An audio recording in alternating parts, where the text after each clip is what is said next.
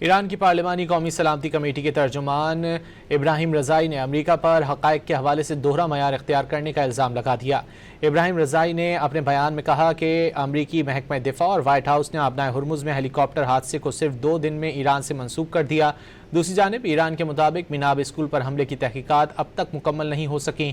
انہوں نے سوال اٹھایا کہ جب معصوم بچیوں کی ہلاکت کا معاملہ آتا ہے تو مغربی ادارے اور امریکی حکام خاموشی اختیار کرتے ہیں، جبکہ دوسرے واقعات میں فوری الزامات لگا دیے جاتے ہیں۔ ایران کی پارلیمانی قومی سلامتی کمیٹی کے ترجمان ابراہیم رضائی نے امریکہ پر حقائق کے حوالے سے دوہرا معیار اختیار کرنے کا الزام لگا دیا۔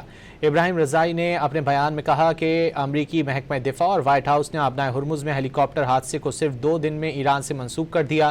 دوسری جانب ایران کے مطابق مناب اسکول پر حملے کی تحقیقات اب تک مکمل نہیں ہو سکیں۔ انہوں نے سوال اٹھایا کہ جب معصوم بچیوں کی ہلاکت کا معاملہ آتا ہے تو مغربی ادارے اور امریکی حکام خاموشی اختیار کرتے ہیں، جبکہ دوسرے واقعات میں فوری الزامات لگا دیے جاتے ہیں۔